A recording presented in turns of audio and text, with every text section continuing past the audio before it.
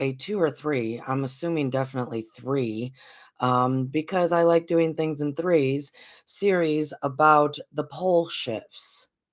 The 2 poles, Atlantic, Antarctic, right? Shifting, we're shifting. And today we're actually going to be in what Edgar Casey said about it.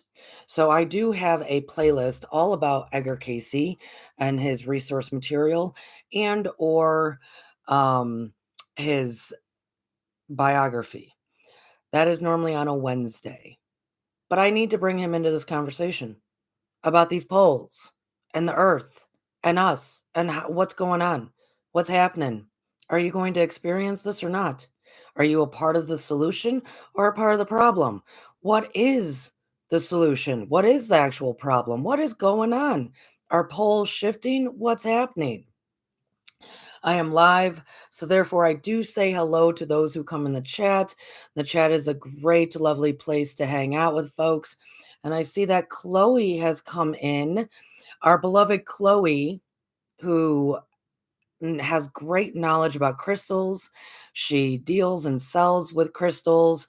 She is actually going to be here tomorrow night at 8 p.m. with Lucky Stone 888 and I for Esoteric Tea to teach us, all you beautiful beings out there, all the great stuff to learn about with crystals. Why do we even use crystals? What's the point of crystals? What crystals to use? It'll be a great show, everybody, because I know I don't retain that kind of information. So isn't it great that there's going to be a video that we can watch over and over again as many times as we would like? So I see that you came in, Chloe. Good to see you, my dear. All right, folks. So every Friday morning when I am live, and we are going to be talking about the pole shifts here, I pull from the Sacred Geometry deck. And today we have number 7, the crown chakra, which is very interesting that this came up because I was debating if I was going to talk about the chakra system or not today. There's more to it than most people know. So maybe this card is saying, go for it, Courtney. And may the equinox that has just occurred, that we're going to be living through that beautiful energy all weekend, may it ignite that crown chakra for you because the SUN does return. Number 7, crown chakra. The frequency of the crown chakra, the violet flower of life, supports our spiritual connection to the universe and our ability to transmute negative energy into light. I know why my deck pulled this, and it's just the flower of life there and that beautiful violet Saint Germain violet flame, all about the crown chakra. Love it, love it. This card is telling me that I need to emphasize more of what will be discussed at the end of this discussion here. Yes, I will put you right there so I do not forget.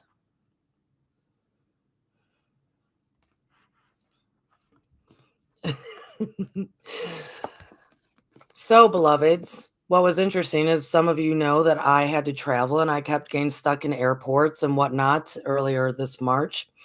What many of you might not know is the Milwaukee, Wisconsin airport is actually a great little airport. It truly is. And inside of that airport is a used bookstore, and actually a fabulous used bookstore. So, of course, Courtney here, your beloved Courtney, was very happy about that as I was stuck in airports. I picked up this book. I was shocked to see this book here, The Pole Shift by John White. We are going to be getting into this material next Friday. This material here is fascinating because it goes into the science, but it also goes into everybody's predictions throughout time, like Nostradamus and all sorts of things. So, what a wonderful resource I found while being stuck in an airport. I was actually I was enthralled by it. I was so very grateful because I never knew of this book. I did not know of it. So, and it was written in 1980. So, of course, with everything that a lot of things that I cover here, via the ancient texts or even Edgar Casey. I'm trying to bring all this stuff forward in practical, everyday, current terms and how to apply. So, yes, Chloe said what year this was born. This was copyrighted in 1980. Books can be born, trust me, as a writer. Yeah, you're birthing some work. Oh my goodness. Oh, Chloe said, dang, older than me. Oh, actually, yes, older than me too. I'm an 81 baby. I am, which leads me into how I'm really going to start this message off. So I thought this was great that we got the crown chakra. And also, I'm going to read the lyrics to a 1986 song. So of course, I heard that quite often growing up by Steve Winwood, whom I love, and anything with horns, of course, because I'm an 80s child, makes me feel good. But really take these lyrics in, please, for his song Higher Love. And I think maybe 2 or 3 years ago, someone reproduced Whitney Houston had she was in the works of covering that song when she passed away, and they actually produced it. So, in today's world, some might be able to know of the Whitney Houston cover. It wasn't originally a Steve Winwood. Steve Winwood has had a very long career. But please listen to these lyrics. I'm going to read them to you because what these lyrics say and how I'm going to close this message up with a nice, pretty little bow for everybody this Friday tie in together. So these are the lyrics. Think about it. There must be higher love down in the heart or hidden in the stars above. Without it, life is wasted time. Look inside your heart. I'll look inside mine. Things look so bad everywhere. In this whole world, what is fair? We walk blind and we try to see, falling behind in what could be. And then the chorus is bring me a higher love, bring me a higher love, bring me a higher love. Where's that higher love I keep thinking of? Worlds are turning and we're just hanging on, facing our fear and standing out there alone. A yearning, and it's real to me. There must be someone who's feeling for me. Things look so bad everywhere in this whole world. What is fair? We walk blind and we try to see, falling behind what could be. The chorus, bring me a higher love, bring me a higher love, bring me a higher love. I could raise above on a higher love. Or I could rise above a higher love. I will wait for it. I am not too late for it. Until then, I will sing my song to cheer the night along. I could light the night up with my soul on fire. I could make the sunshine from pure desire. Let me feel that love come over me. Let me feel how strong it could be. And then he ends with the chorus of just continuously repeating, bring me that higher love, bring me that higher love, bring me that higher love. I could light the night up with my soul on fire. I could make the sunshine from pure desire. It's a wonderful song, most magnificent lyrics, wonderful lyrics. Oh, and I see Shannon came in. Good to see you, my dear. Wonderful lyrics. And we're going to go back to that at the end of all this. Because today, I'm mostly going to be talking about what Edgar Casey said about the pole shift. Because how this series is going to go is we're talking about Edgar Casey today, what he said. Next week, we will be into this material, the pole shift, which I already stated has a lot of other prophecies, but also all the science backing it up. It's very fascinating. And then probably the third part of this series is going to be me, yes, like I normally do, bringing old prophecies, old understandings from the Blue Star to Nostradamus to Edgar Casey to the science of now to all of it into what the Akashic has told me that will be the third part. So stay tuned, everybody. What I do want to start with, though, today, because Edgar's message is very different than what the world is going to tell you. Edgar is very optimistic, which so am I. So am I. We live in a world that wants to pronounce fear of the pole shifting, moving, starting to sag. But why? Why do we live in such fear? Edgar had no fear about it. He had no fear about it.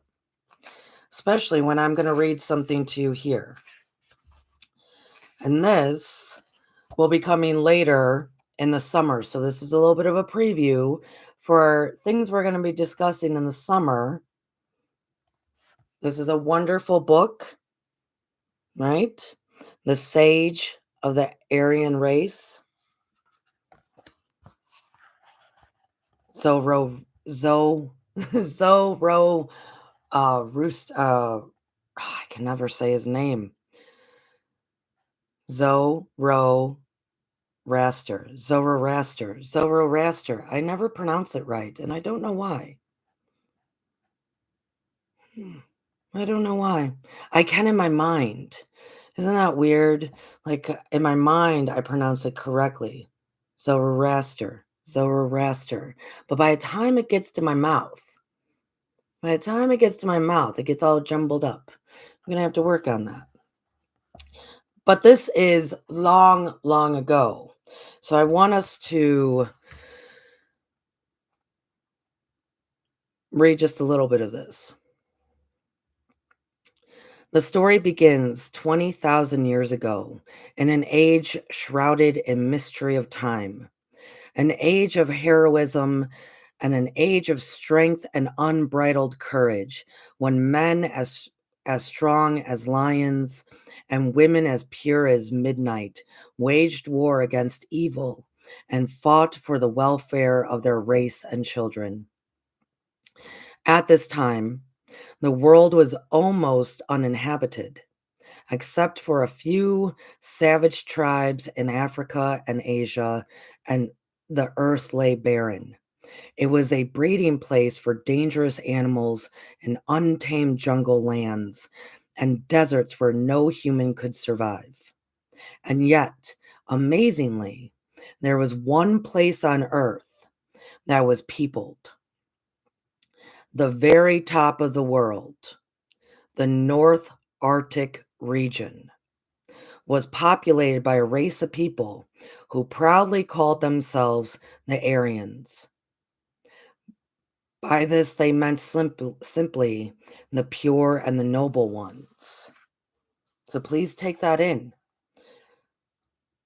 Long, long ago, we barely even understand this history because we don't talk about it.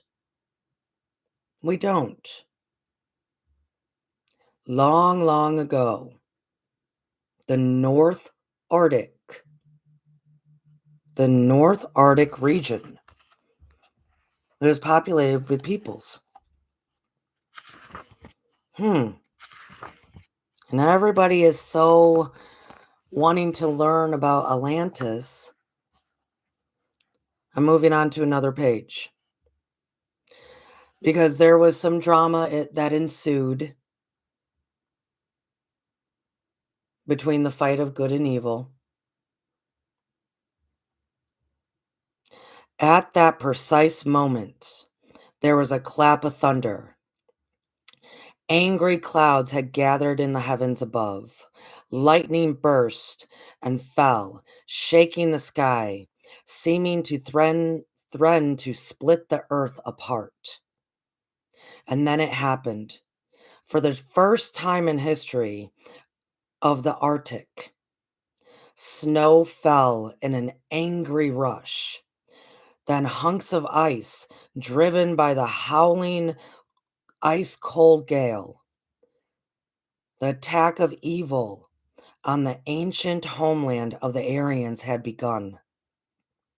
The golden age of ancient mankind was over. The dreaded ice age was to follow.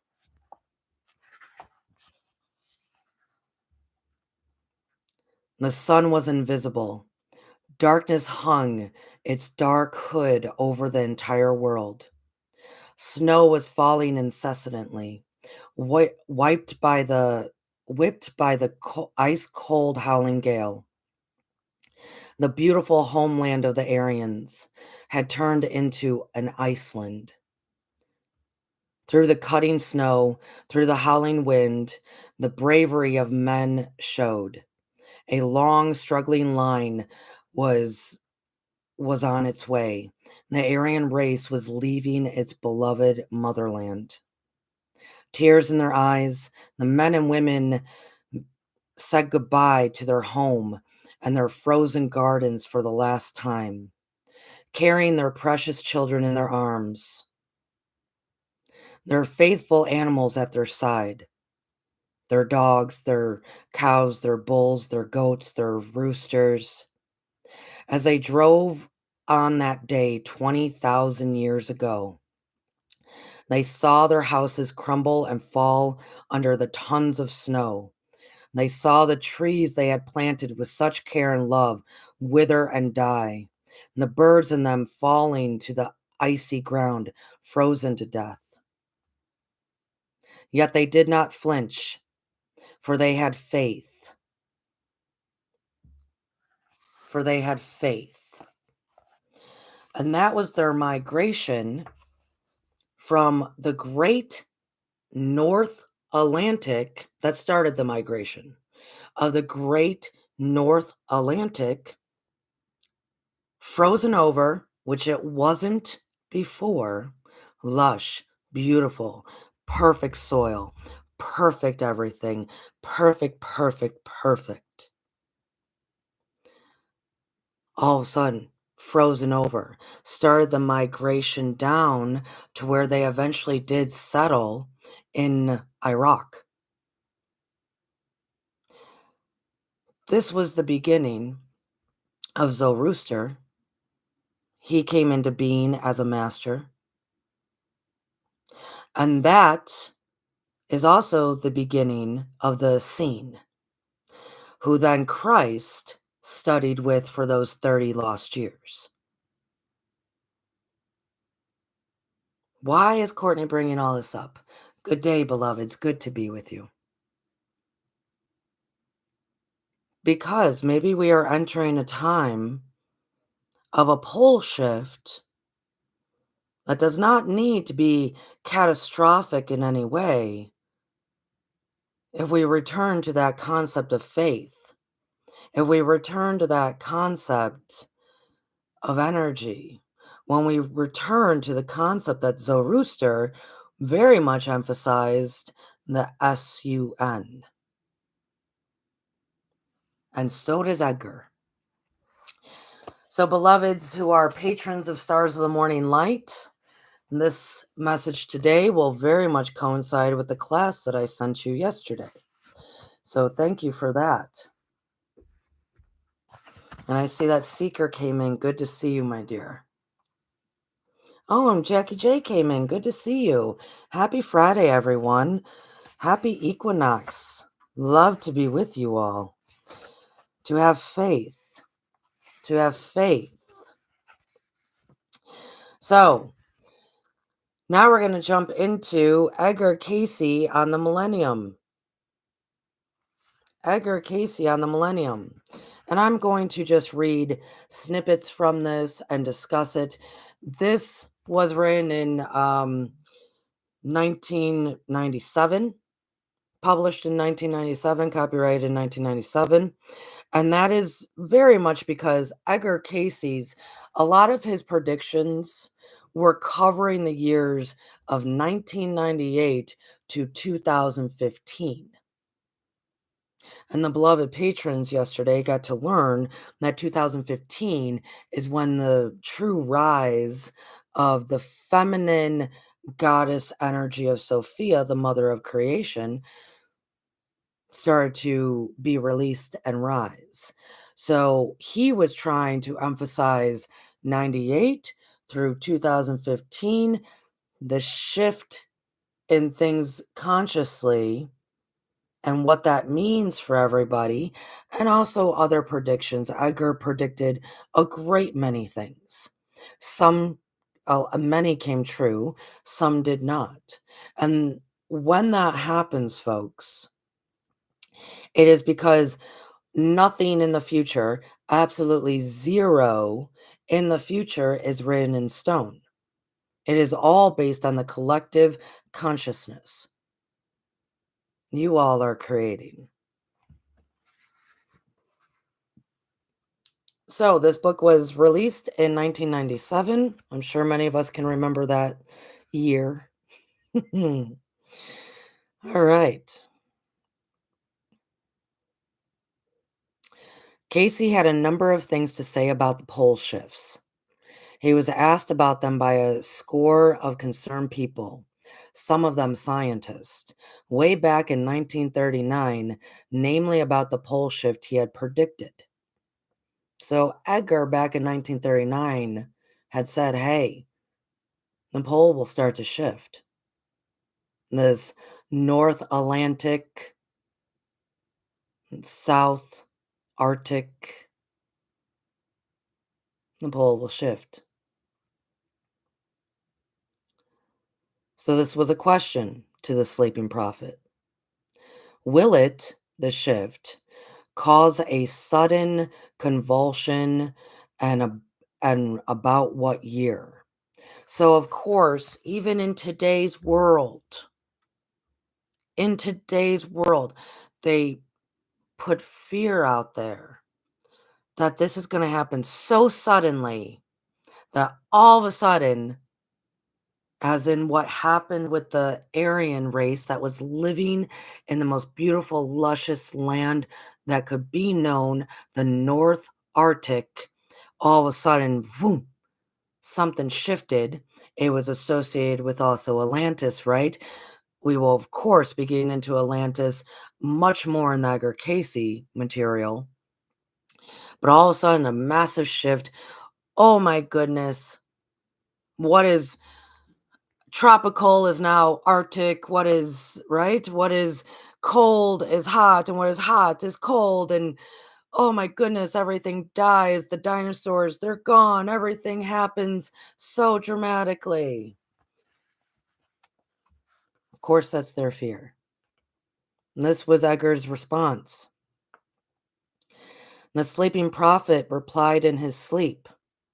In 1998, we may find a great deal of activities as have been wrought by the gradual changes that are coming about during this change between the Piscean and the Aquarian age. This is a gradual, not a chasmicli ugh, pardon me, chasmicist. I can't even talk today, guys. Pardon me. Hmm. Let's just say catastrophic activity in the experience of the Earth's in this period. So he's saying when we are moving from the Piscean time period, Pisces, by the way, the Pisces collective energy into the Aquarian collective energy, starting in 1998. I don't know about y'all, but I remember 1998. My world started changing drastically into the Aquarian age, which we're not exactly in it yet, folks. But this is the last little bit of rung. By mid 2026, we're in Aquarius.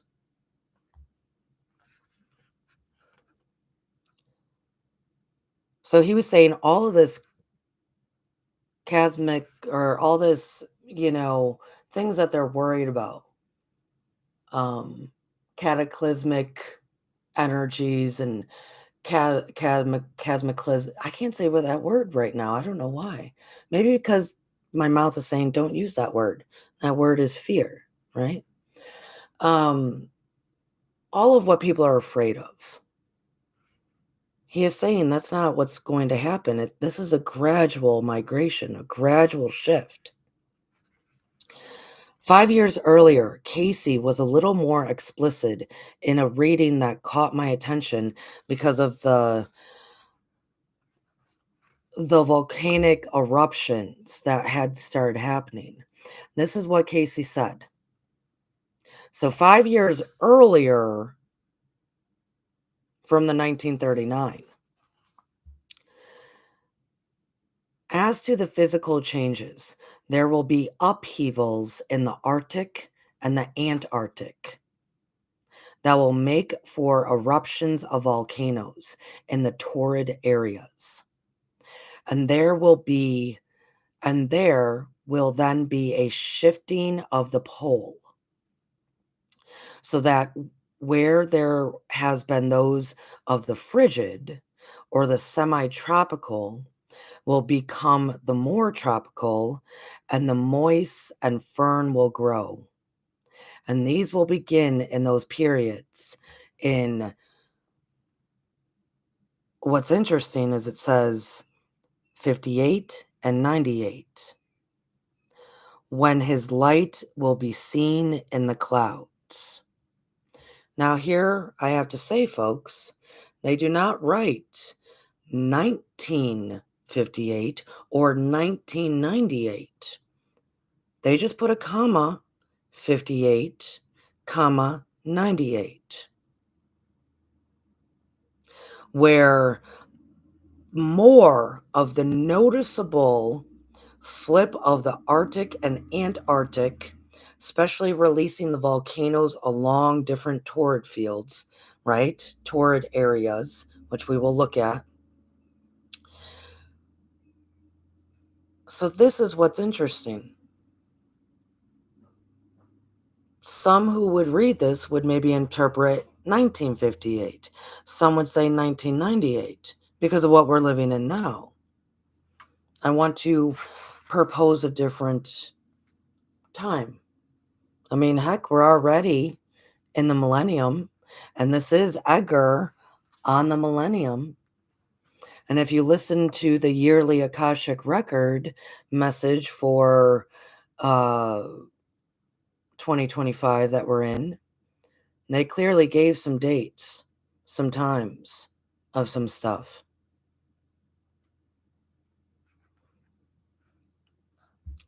Late in 1997, as I write this, global warming believed to be caused by sunspots.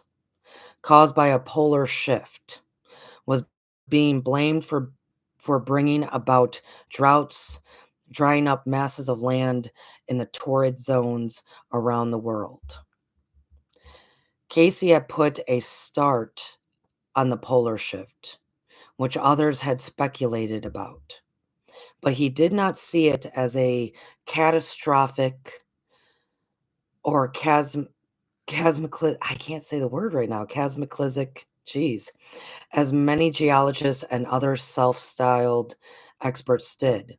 In the 5-year lapse between two readings mentioning polar shifts, there had been a number of earthquakes and sizable storms around the world, but nothing catastrophic in nature. What Casey saw in 1939, he saw again for the millennium. He was asked what great change or beginning of change, if any, was to take place in the earth in the year 2000 to 2001. So people in 1939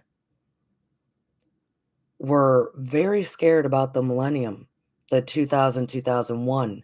And for any of us here, for us, it was, Y2K in the 2000. 2001, well, that brought some stuff, didn't it? He replied,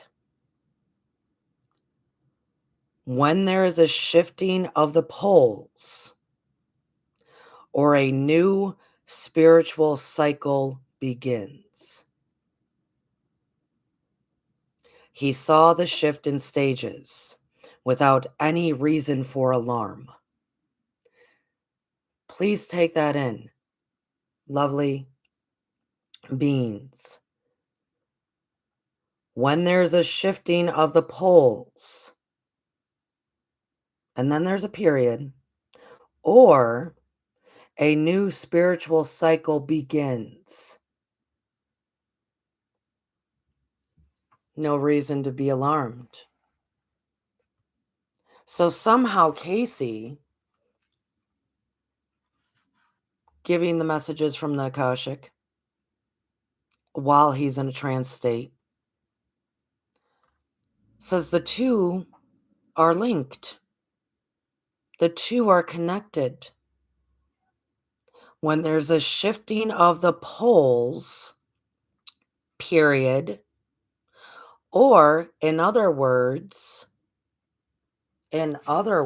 right, the two are linked, a new spiritual cycle begins. It's interesting because I think, what was it? Maybe 2 years ago now. I was having a 4th of July barbecue because I do every year. And Dr. Ben from I um, Services was at the house. And I turned to Dr. Ben and I said, Ben, you ever think about what if we have two hemispheres in our brain, apparently? That's what they call it. Two different hemispheres, the right and the left. The earth has the bottom and the top. Hmm. What if we started to shift things enough in our minds that there were no more, are you right brained, left brain? Everything is merged. This is why the crown chakra, sacred geometry card was pulled out, as if there is no more one or the other that is greater used in an individual, as if the mind was using all of its parts. But it would require some kind of great shift within the workings, some great shift of energy within the mind and the brain, the activity of the brain. I mean, the pineal is what people say is right in the dead center. Well, then are we actually using it when apparently science will tell us individuals focus on one side or the other than for functions and whatnot? What would it mean if we shifted that? Just like how the North and the South hemispheres could shift and come together. Yes. How ow, so I ripped my hair out. How interesting would that be? How interesting. And then, of course, Dr. Ben and I had a interesting conversation on the 4th of July. Let's read. A humanist, which is an old term for a humanitarian, above anything else, Casey was aware that the turning of the axis, as he put it, so the pole shift, turning of the axis, as he put it, had an effect on the Earth's magnetic field, which, with the active sunspots, affected the climate in varying degrees. But this emphasis on gradual changes from the shifting pole was a clear indication that he didn't anticipate any catastrophic surprises. There were no warnings with which he often clutched his desired predictions. Only a suggestion for man to mend his ways and live by the word. Comparing this country with Atlantis, he mentioned a vastly different pole shift for someone in the incarnation in that distant civilization, relating it to its storied past. Speaking of the Atlanteans' problems with the 80-ton dinosaurs overturning the country, he touched on the plans to exterminate the monstrous beast with a death ray when the people got up when the people got help elsewhere from a natural source that appeared to be heaven sent.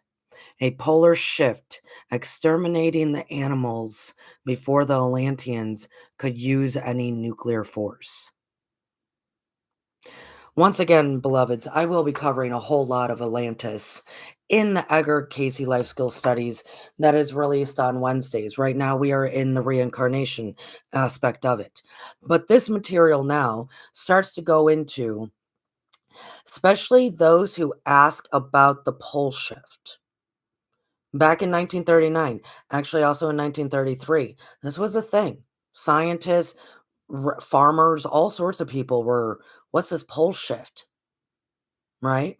Because you have to think back then too, is because when you would settle in a region, it you're gonna be there for quite a while, generations upon generations.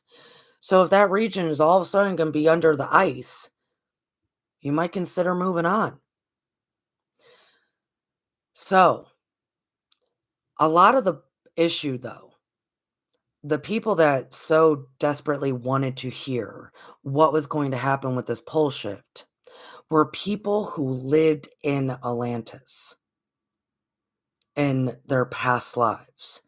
And the same applies to today.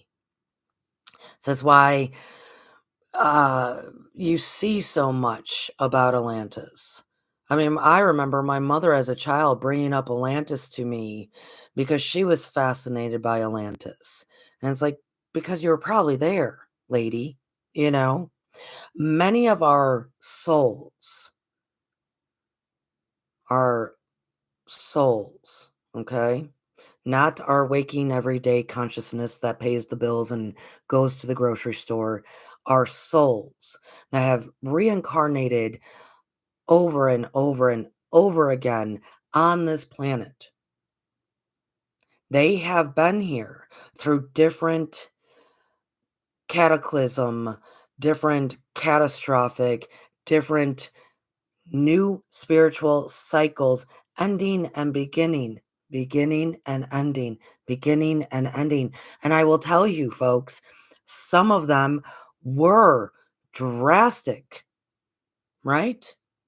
We get from the ancient stories that, man, that fight amongst the Anunnaki or the gods or whomever you want to say it blew this world to smithereens in a lot of ways with their nuclear powers and all this stuff. And that's one ending of a cycle. And then we hear of the Great Flood and the Ice Age and all this drama, all sorts of drama. Another ending of a cycle. Now, many of you that have been here with Stars of the Morning Light, we know that a cycle is coming to an end, but it is based on us, how smooth of a ride that's going to be.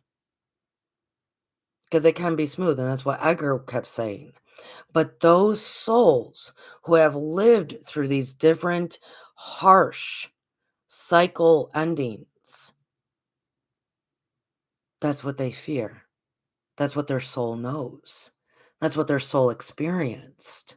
So even if they can't pinpoint the feelings and the emotions, the worries and fears, it is usually based out of you were here when one ended very abruptly, very harshly. You witnessed it, you experienced it.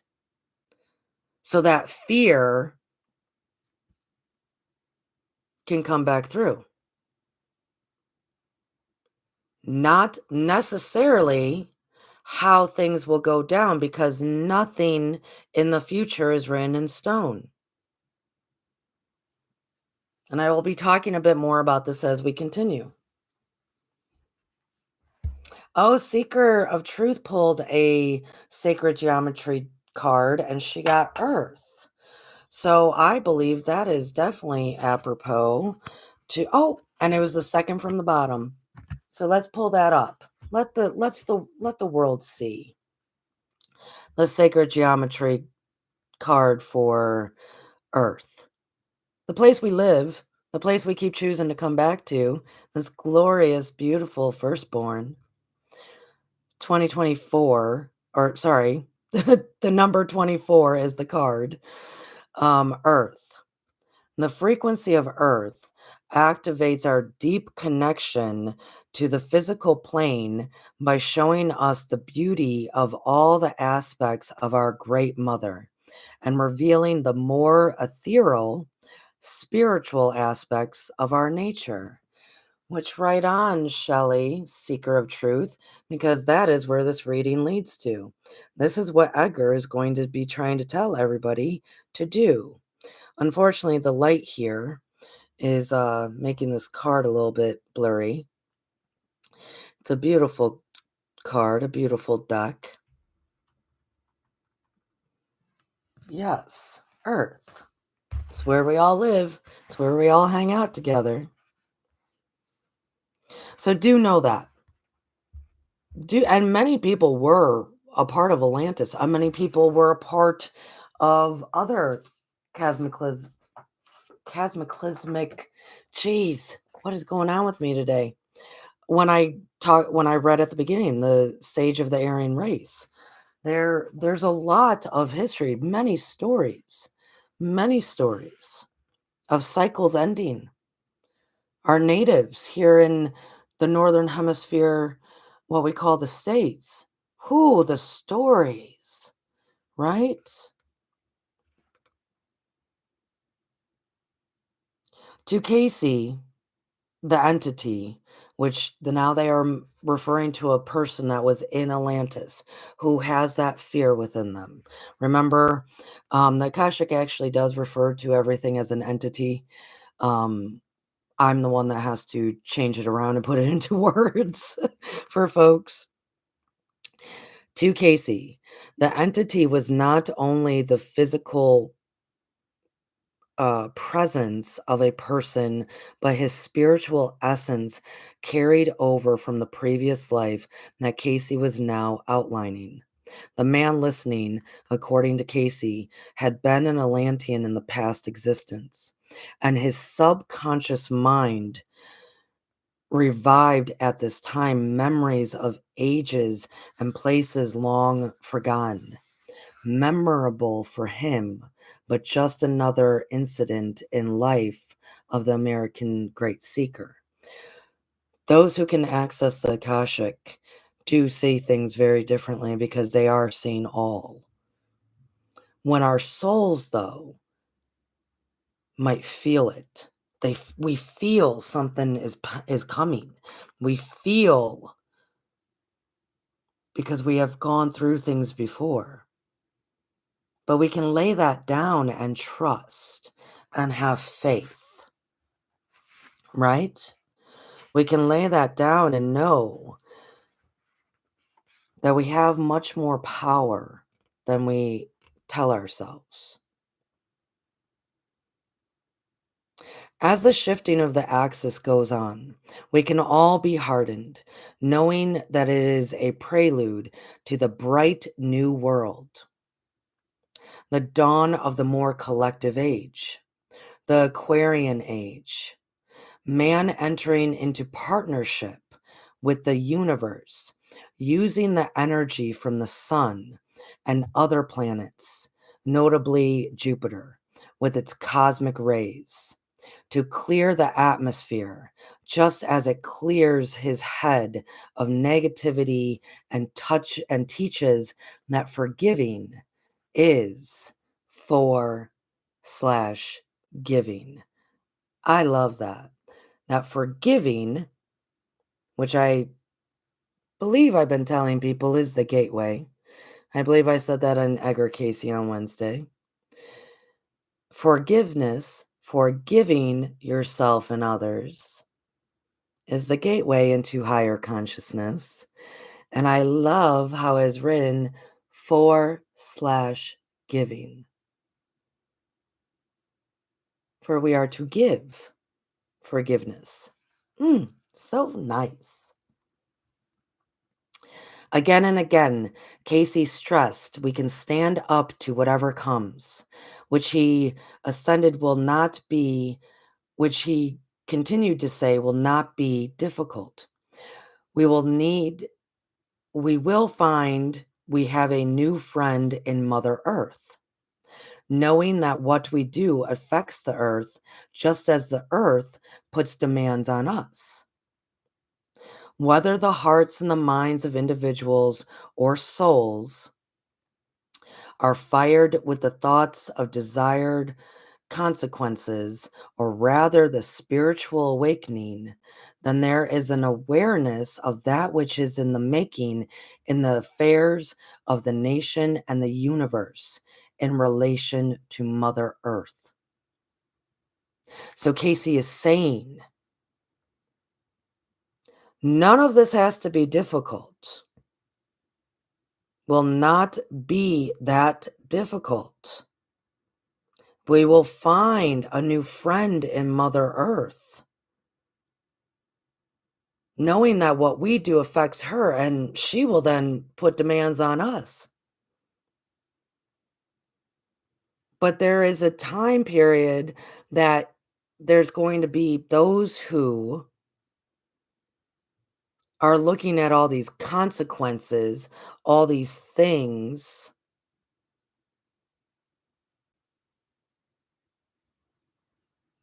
and or rather a spiritual awakening. But here's the clinch.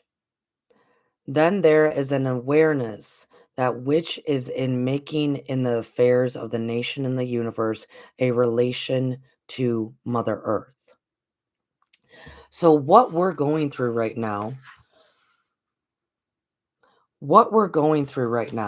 is people, it doesn't really matter what side they're on. Science, the fear base, what have you, could be saying one thing. The spiritual awakening, the new age, the opening of the crown, understanding the relationship between man and earth. What's interesting about that, folks, is they're all going to end up in the same place. They're all going to end up in the same place. So it doesn't really matter the path that leads us to the resolve that we are of her, we are with her, this Mother Earth, What we do affects her and vice versa, and we are here to govern her and love her and be with her. Hmm. Doesn't matter what side, because in the very end, she is going to show us how much it's about her. And that is beautiful. That is beautiful.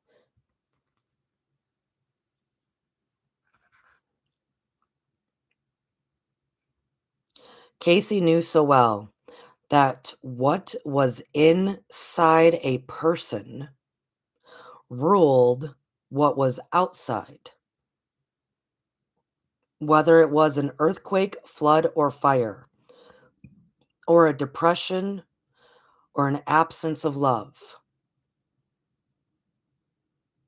So live each day, each hour, in the spirit of truth and faith.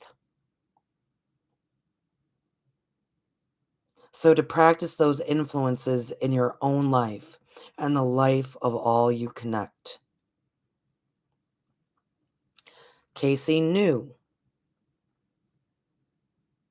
Casey knew that what was inside of a person ruled what was outside.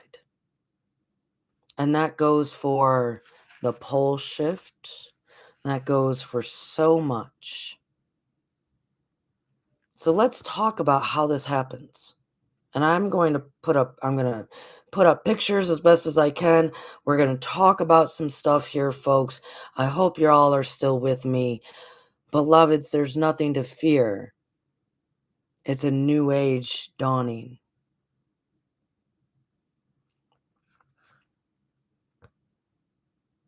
Seen by Casey and detailed in his readings and conversations.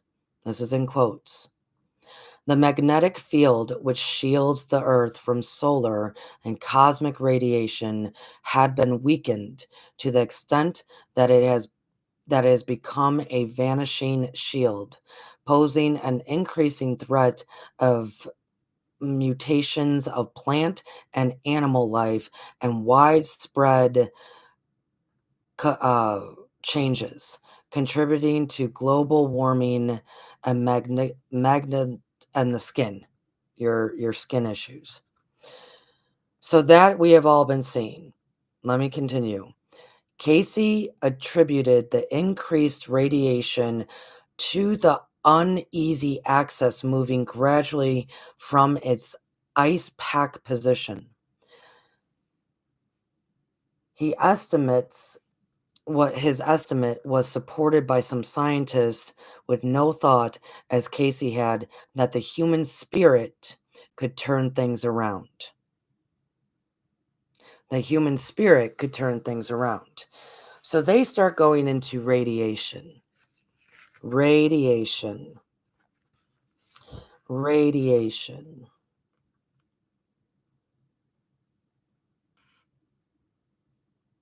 I'm looking at my reading here. I'm going to jump. Just before his death in 1945, Edgar Casey predicted the ozone problem would gradually fade away as the air as the pole returned to its original home.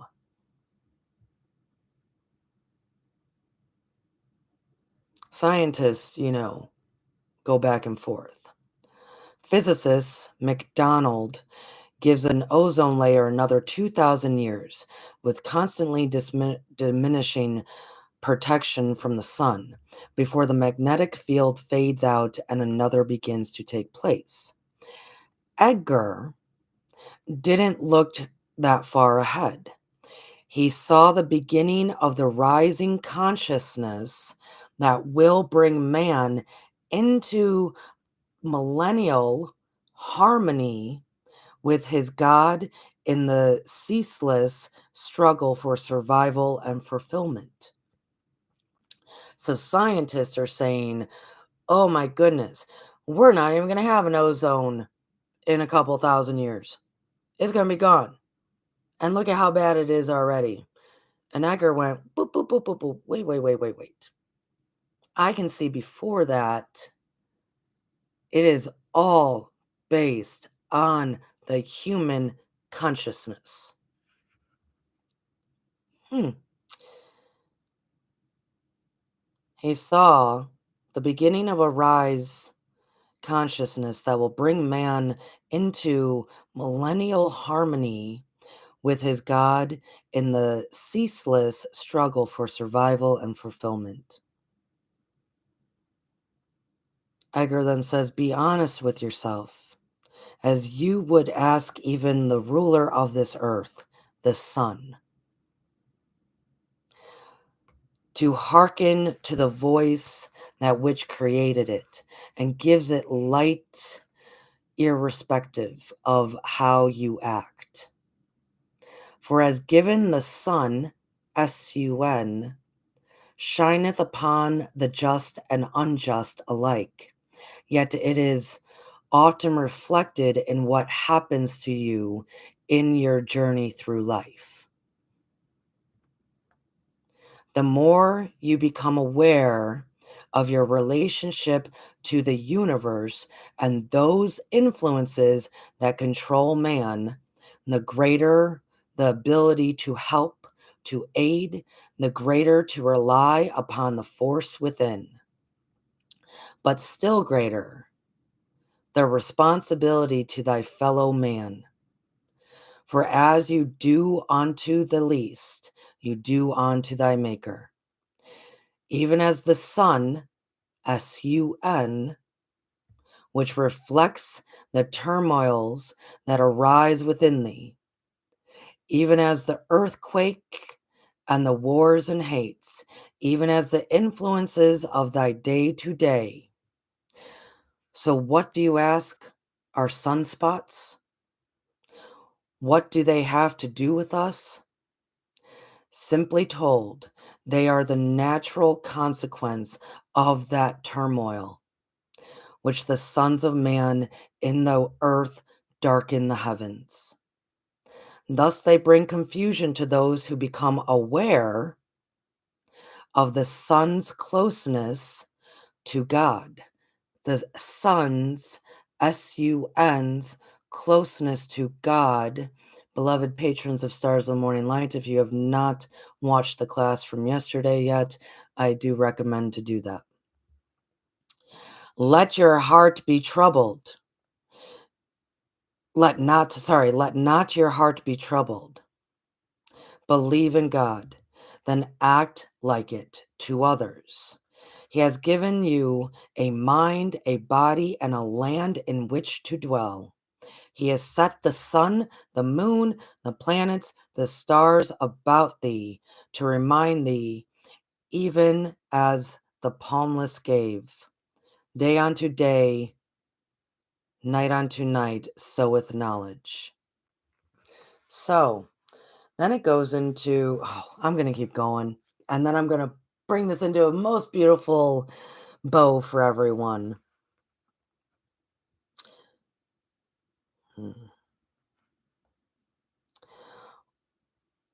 As what does thy soul appear? A spot, a blot upon thy sun, sun, the soul. The soul, a spot, a blot upon the sun? Or was it that which given light unto those who sit in darkness, to those who cry aloud for hope? Haste, thou created hope, in thy association with thy fellow man. Ye fear fear and cringe when ye find that the spots upon thy sun cause confusion of any nature. How must thy Savior feel, look, appear when ye deny him day by day, when ye threaten thy fellow man as though he were doused in trash before thee? The answer for man, Casey found, was simple. And I'm going to say that answer in a moment. So a lot of that dialogue, ye, cast, all that stuff, normally is referred to as the SON. It is definitely written, definitely stated SUN. SUN. And it is interesting, all this talk about radiation, all this talk about the sunbursts, the sun, ozone. So many people are worried about the sun, the SUN. When why I'm bringing up to the patrons, and if you want to become a patron, the link is below. $5 a month gets you all the teachings because they just learned yesterday how much they are a droplet of light connected from the SUN. That is what that flame is that people talk about, that God spark. We are all SUNs, you beautiful stars. We are all SUNs. And even Casey's words are saying, why are we worried about the sun? Why are we worried about that?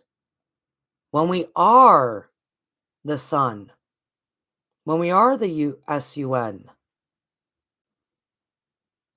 as what does thy soul appear? Question mark.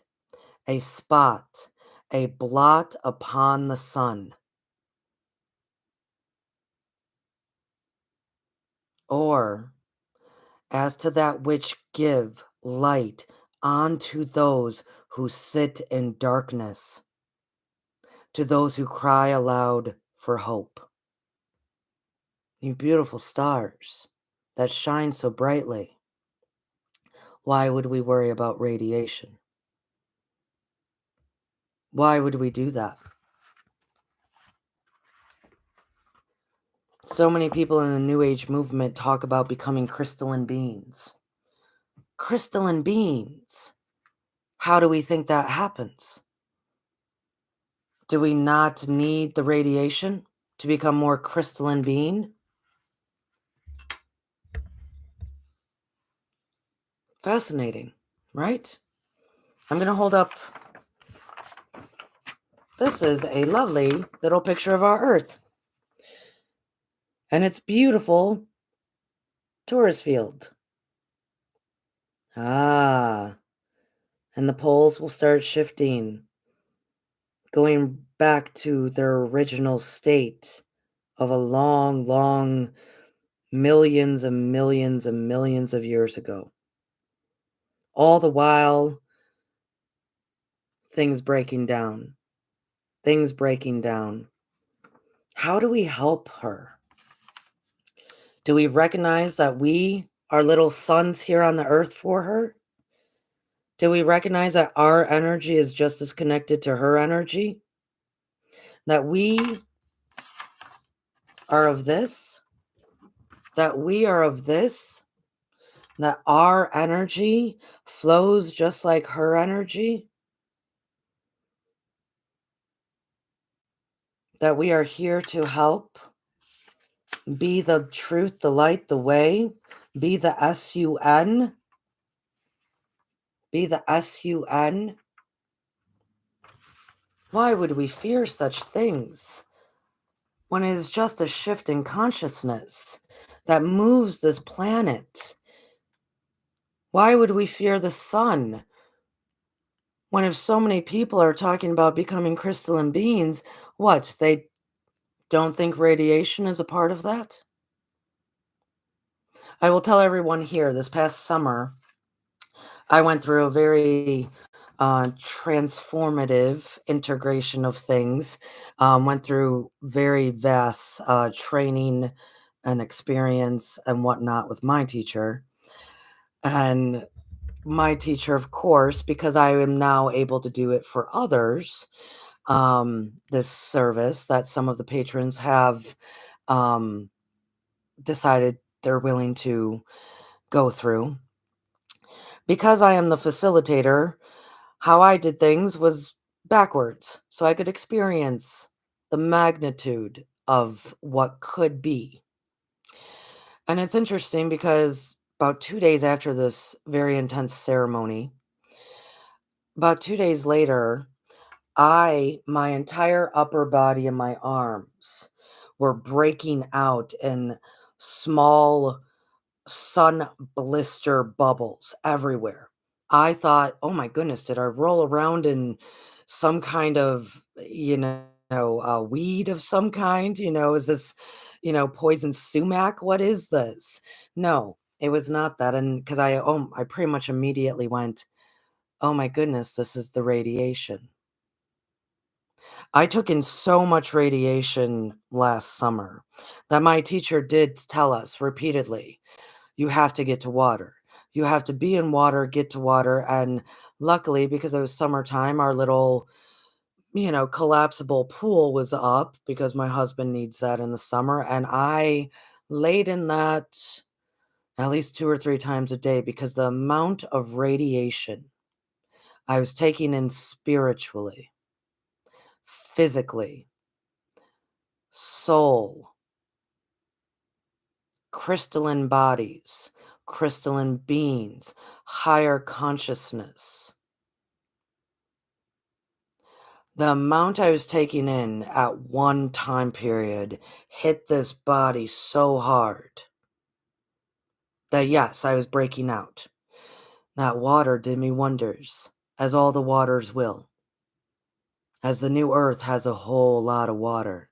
Beautiful, fresh, lovely water, and luscious, moist land to walk upon, as they would talk about in the ancient North Arctic when we talk about the ancient Aryan race that then had to travel because Clasmaclistic, I can't say the word today. Because of the ice age that came that brought the Aryan race down to Iraq. Great travels.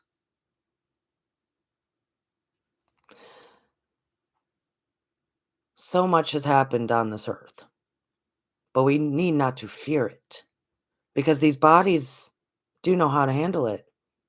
These bodies know what is happening, but it's our consciousness, frequency, soul awareness, new spiritual consciousness, new spiritual beginning, ending of one cycle, Piscean, into Aquarius, cycle end, cycle begins, could be smooth sailing. The crown chakra came out. And so I'm going to hold this up because I wasn't sure if I was going to. This, beloveds, is actually your chakra system. Most people don't know, if you look up at the screen, that there is that many. Most people do not know that. Down here, I'm seeing that I'm doing this right. Down here is the earth chakra. You are a part of the earth. You are attached. Your energy is connected. You have a Taurus field. She has a Taurus field. The two work together. Our little bubbles bouncing off one another help her entire bubble. Earth. Up, up, up, up, up. And I'm going to try to bring this in closer. You have your star energy, galactic star energy. Most people don't even know they have these up here. It says that you have your crown, right? That was the sacred geometry card that came out today. This is more of your galactic. I'm hoping I'm pointing at this correctly. Your star consciousness, your galactic. All of this energy is available to you. So when we're looking at these higher, much higher chakras, what do you think is within those energies? I can wholeheartedly tell you that there is radiation a part of it. There is a future of the SUN. There is a closeness, as Casey said, when humans realize how close The SUN is to God. If they realize that, none of this will be difficult. None of this will be difficult. Oh, blessed be to that man, Edgar. Blessed be to him for informing us that it is so. That when humans learn to love themselves and others, knowing how close the SUN is to God, none of this will be difficult. So, you beautiful stars, you lovely beings. Next week, I'm going to go into more of the science and other people's predictions. And I'm going to remind everyone that nothing in the future is written in stone. But I want to leave off on where we began with the lyrics of that wonderful Steve Winwood, because this is what it's all about. Think about it. There must be a higher love. Down in the heart or hidden in the stars above.